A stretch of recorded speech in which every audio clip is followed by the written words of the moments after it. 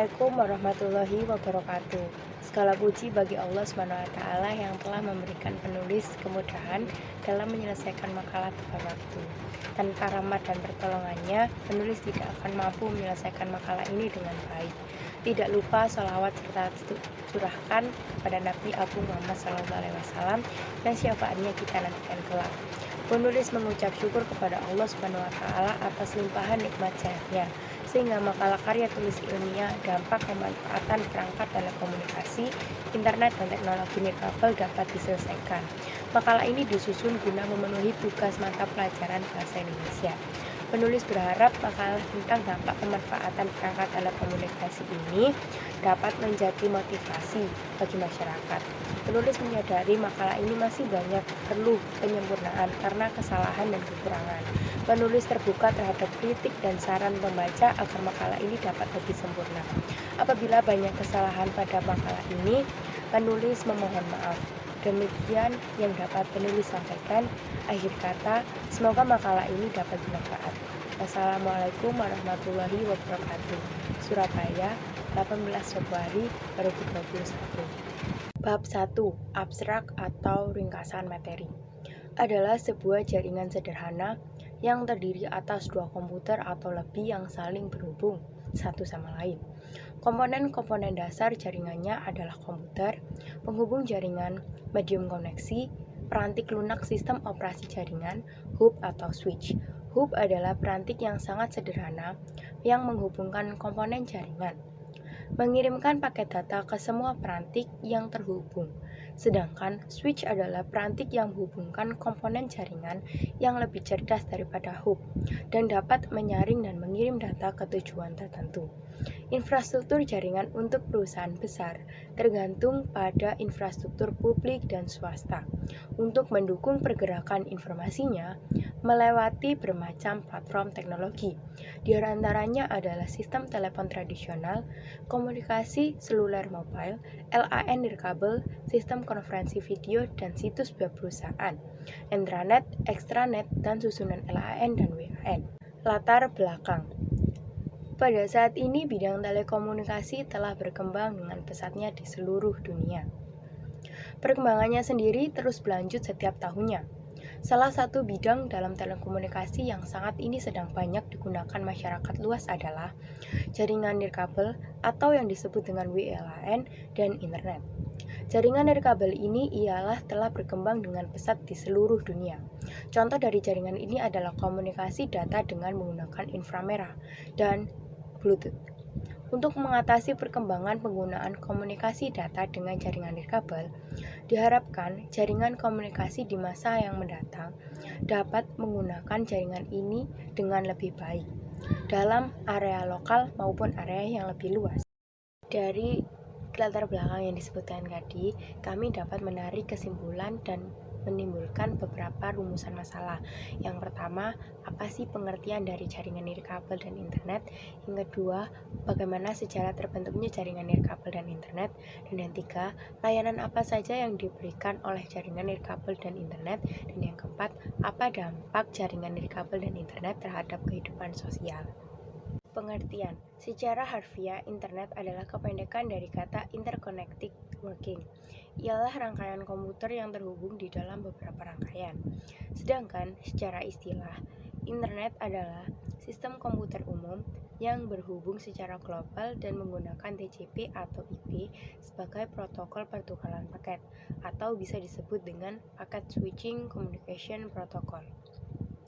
Rangkaian internet yang terbesar dinamakan internet. Cara menghubungkan rangkaian dengan kaidah ini dinamakan interconnected working. Sedangkan jaringan nirkabel merujuk kepada semua jenis komputer jaringan yang nirkabel atau tanpa kabel, disebut dengan wireless. Jaringan ini terkait dengan telekomunikasi yang tidak menggunakan kabel. Peranti yang umumnya menggunakan jaringan nirkabel ini termasuk di dalamnya adalah komputer, komputer genggam, PDA, telepon seluler, tablet PC, dan lain sebagainya. Teknologi nirkabel ini memiliki kegunaan yang sangat banyak. Contohnya, pengguna bergerak bisa menggunakan telepon seluler untuk mengakses email. Yang kedua adalah sejarah terbentuknya internet. Rangkaian pusat yang membentuk internet diawali pada tahun 1969 sebagai ARPANET yang dibangun oleh ARPA di United States Department of Defense Advanced Research Project Agency. Jaringan ini menghubungkan 4 buah komputer, masing-masing di UCLA, di Stanford Research Institute atau SRI, di Universitas California Santa Barbara atau UCSB, dan di Universitas Utah Charlie Klein dengan bandwidth sebesar 50 kbps yang disediakan oleh perusahaan American Telephone and Telegraph. Beberapa penyelidikan awal yang disumbang oleh ARPANET termasuk kaidah rangkaian tanpa pusat atau Decentralized Network, teori queuing, dan kaidah pertukaran paket atau packet switching. Pada 1 Januari 1983, ARPANET menukar protokol rangkaian pusatnya dari NCP ke TCP or IP. Ini merupakan awal dari internet yang kita gunakan saat ini. Dan yang ketiga, saya akan menjelaskan beberapa sejarah dari jenis komunikasi. Yang pertama adalah telekomunikasi. Sekitar tahun 1990 menggunakan sistem pos atau sistem telepon dengan suara atau fax untuk komunikasi. Yang kedua, jaringan dan gaya komunikasi. Perusahaan di masa lalu digunakan dua jenis yang berbeda secara fundamental dan jaringan, yaitu jaringan telepon dan jaringan komputer. Jaringan telepon historis ditangani komunikasi suara dan jaringan komputer ditangani lalu lintas data. Dan yang ketiga adalah jaringan komputer. Dalam bentuk yang paling sederhana, jaringan terdiri dari dua atau lebih terhubung dengan komputer lain. Setiap komputer di jaringan berisi perangkat antarmuka. Jaringan tersebut disebut kartu antarmuka jaringan atau NIC. Dan yang keempat adalah jaringan di perusahaan besar. Infrastruktur jaringan untuk sebuah perusahaan terdiri dari sejumlah besar jaringan area lokal kecil terkait dengan jaringan area lokal lainnya dan jaringan perusahaan yang luas perusahaan. Dan kelima adalah kunci jaringan digital teknologi. Jaringan digital kontemporer dan internet berdasarkan pada ketiga kunci teknologi, yaitu packet switching dan pengembangan standar komunikasi banyak digunakan, atau yang paling penting dari yang Transmission Control Protocol atau Internet Protocol atau TCP or IP untuk menghubungkan jaringan yang berbeda dan komputer. Dan yang terakhir adalah sinyal digital versus analog. Ada dua cara untuk berkomunikasi pesan di jaringan, baik menggunakan sinyal analog atau sinyal digital. Sinyal analog diwakili oleh terus-menerus gelombang yang melewati media komunikasi yang telah digunakan untuk komunikasi suara. Sedangkan sinyal digital adalah sinyal discrete gelombang linear daripada terus-menerus gelombang. Sinyal digital mengomunikasikan informasi sebagai string dari dua discrete menyatakan satu bit dan bit 0 yang direpresentasikan sebagai on-off pulsa elektrik.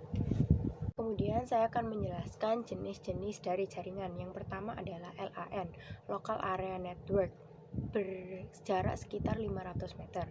Yang kedua adalah CAN, Campus Area Network, hingga mencapai 1000 meter. Yang ketiga adalah MAN, Metropolitan Area Network, adalah sebesar sebuah wilayah kota atau metropolitan. Dan yang terakhir adalah WAN, adalah Wide Area Network, sebuah wilayah benua atau global. Dan selanjutnya ada fisik transmisi media, yaitu jaringan yang menggunakan berbagai jenis media transmisi fisik, termasuk memutar kawat, kabel koaksial, serat optik, dan media untuk transmisi nirkabel. Yang kedua ada kawat memutar. Kawat bengkok terdiri dari helai kawat lembaga memutar berpasangan dan adalah lebih tua jenis media transmisi.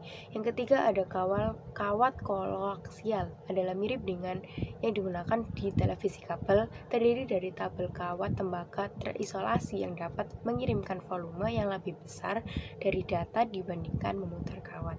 Dan keempat ada fiber optik dan jaringan optik, yaitu kabel serat optik terdiri dari helai terikat serat kaca bening, masing-masing ketebalan rambut manusia. Data diubah menjadi pulsa cahaya. Dan terakhir adalah wireless transmission, media transmisi nirkabel yang didasarkan pada sinyal radio dari berbagai frekuensi. Dan yang terakhir ada kecepatan transmisi, yaitu jumlah total informasi digital yang dapat ditularkan melalui media telekomunikasi yang diukur dalam bentuk bit per detik atau bps. Yang terakhir, saya akan menjelaskan tentang internet. Internet adalah menjadi yang paling luas, komunikasi publik dunia, sistem yang sekarang saingan sistem telepon global dalam jangkauan demi jangkauan. Ada berbagai layanan untuk koneksi internet ISP. Yang pertama adalah internet menangani dan arsitektur. Internet didasarkan pada TCP atau IP protokol jaringan switch. Dan yang kedua, domain name system. Karena akan sangat sulit bagi pengguna internet untuk mengingat string dari 12 nomor. Namun demikian, domain name system diubah menjadi ke IP alamat. Dan yang ketiga adalah internet arsitektur dan tata lalu lintas. Data internet dilakukan lebih semua backbone kecepatan tinggi jaringan yang umumnya beroperasi hari ini sekitar 45 Mbps sampai 2,5 Gbps yang dimiliki oleh telepon jarak jauh perusahaan, disebut yaitu sebagai penyedia layanan jaringan atau oleh pemerintah nasional. Dan yang keempat ada masa depan internet. Internet awalnya tidak dirancang untuk menangani transmisi besar jumlah data dan miliaran pengguna. Karena banyak perusahaan dan pemerintah telah diberikan blok besar jutaan alamat IP untuk mengakomodasi tenaga kerja saat ini dan masa depan. Dan karena populasi internet belaka pertumbuhan, dunia akan kehabisan alamat IP yang tersedia menggunakan konvensi menangani yang ada pada tahun 2012 atau 2013. A. Layanan internet dan alat komunikasi. Internet didasarkan pada teknologi klien atau server. Individu menggunakan kontrol internet apa yang mereka lakukan melalui aplikasi klien pada komputer mereka, seperti perangkat lunak browser web. 1. Layanan internet. 2. Voice over IP. 3. Unified Communication. 4. Virtual Private Networks. B. Web. Web digunakan untuk mendownload musik, mencari informasi, untuk istilah kertas, atau untuk mendapatkan laporan berita dan cuaca. Web adalah yang paling populer layanan internet. Sistem ini dengan standar yang diterima secara universal untuk menyimpan, mengambil, memformat, dan menampilkan informasi menggunakan arsitektur klien atau server. C. Hypertext. Halaman web didasarkan pada standar Hypertext Markup Language atau disebut HTML, yang format dokumen dan menggabungkan link dinamis ke dokumen lain dan gambar yang disimpan di komputer yang sama atau jauh. D. Web server. Sebuah server web adalah perangkat lunak untuk mencari dan mengelola halaman web disimpan. Ini menempatkan halaman web yang diminta oleh pengguna di komputer mana mereka disimpan dan memberikan halaman web ke komputer pengguna. E. Mencari informasi di web. Tidak ada yang tahu pasti berapa banyak halaman web benar-benar ada. Permukaan web adalah bagian dari web bahwa mesin pencari kunjungan dan sekitar yang informasi direkam.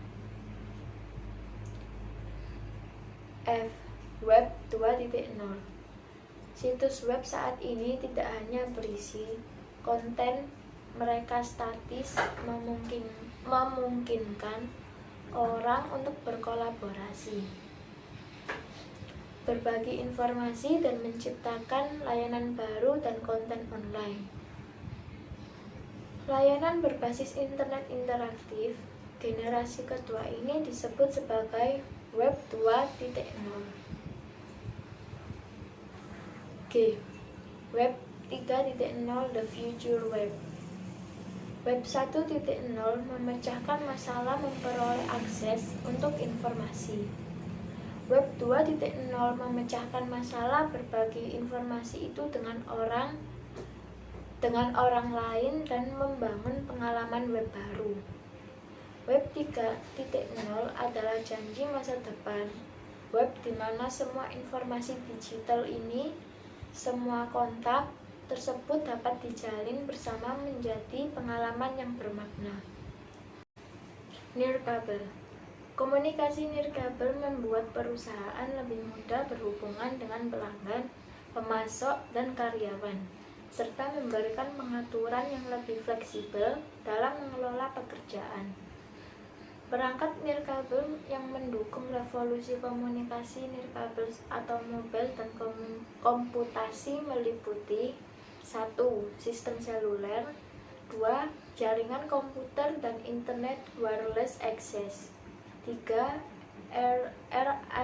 RFID dan wireless sensor jaringan, 4. Radio Frequency Identification atau RFID, 5. Wireless Sensor Networks. Bab 3. Pembahasan atau studi kasus.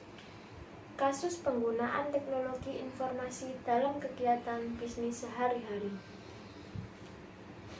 Bagi dunia bisnis, saat ini telah memanfaatkan kemajuan teknologi informasi yang sudah besar. Teknologi juga memudahkan untuk berkomunikasi kepada sesama. Dengan teknologi yang berkembang secara pesat ini, banyak pelaku bisnis memanfaatkannya. Adapun contoh kasus Minilote, bergerak dalam bidang retail, mengalami permasalahan antara kepala toko dengan karyawan. Permasalahan ini terjadi yang disebabkan oleh adanya miscommunication antara atasan dengan karyawannya. Adanya perubahan sistem dalam perbelanjaan mengenai promo yang ditawarkan.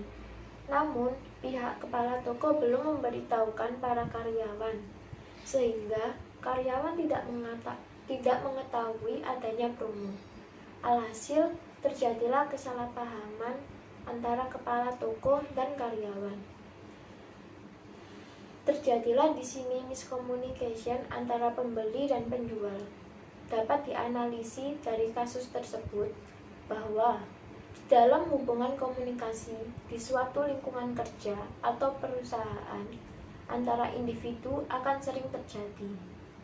Permasalahan yang sering terjadi biasanya adalah karena masalah komunikasi yang kurang baik.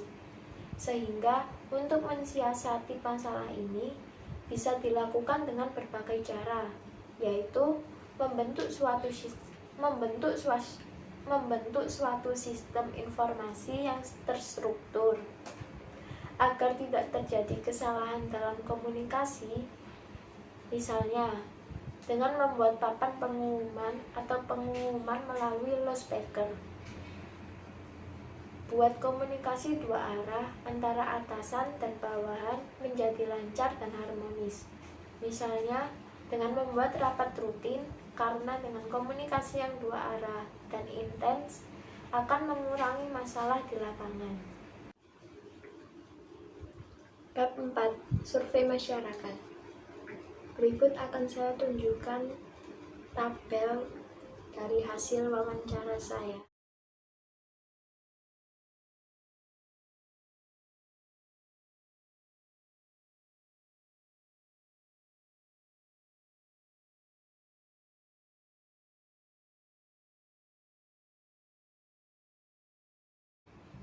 Bab 5 atau penutup. Kesimpulan. Dari survei masyarakat di atas, dapat ditarik rata-rata jawaban masyarakat dari setiap pertanyaan yang diajukan, yaitu gadget atau handphone merupakan perangkat yang sangat penting bagi kehidupan manusia, atau mungkin bisa dikatakan perangkat yang wajib dimiliki oleh setiap orang. Pertama, waktu yang digunakan untuk bermain alat telekomunikasi, bahkan internet, untuk sebagian orang mungkin bisa 1 harian penuh, atau jika di rata-rata bisa mencapai 19 jam atau perharinya. Ya, memang sangat lama. Kedua, untuk manfaat alat telekomunikasi dan internet bagi setiap orang pun berbeda. Tetapi mayoritas orang menggunakan alat telekomunikasi dan internet untuk mencari informasi yang sedang diperlukan, digunakan untuk bermain sosial media, chatting dengan sesama, dan yang paling penting di Indonesia di masa pandemik seperti ini, alat telekomunikasi dan internet digunakan untuk daring atau sekolah online, untuk pelajar dan work from home bagi yang sudah bekerja. 3. Hal yang akan terjadi jika tidak ada alat telekomunikasi dan internet bagi masyarakat adalah mereka kesulitan untuk mencari informasi, wawasan, dan ilmu pengetahuan. Apalagi bagi para anak zaman milenial, mereka akan kesulitan dengan melihat semua kegiatan mayoritas menggunakan internet. Keempat, kegiatan apa yang dilakukan ketika alat telekomunikasi dan internet tidak ada? Mereka mengerjakan hobi mereka. Ada yang menonton televisi, menggambar, berolahraga, dan bahkan ada yang menghabiskan waktu dengan tidur. Jika untuk mencari informasi, alternatif yang digunakan adalah dengan mencari sumber yang ada, seperti di buku atau majalah. Kelima, efek yang dirasakan jika terlalu lama bermain gadget. Mayoritas orang merasakan gejala di medis seperti pusing dan menyebabkan mata menjadi kering atau sakit. Dan untuk dampak psikisnya, orang-orang merasakan ketergantungan kepada handphone dan juga merasakan jika tidak memegang handphone, hidup terasa bosan dan suram. Saran: semoga dengan adanya makalah ini, kita bisa mengetahui bagaimana besar dampak perangkat telekomunikasi, internet, teknologi nirkabel bagi kehidupan masyarakat yang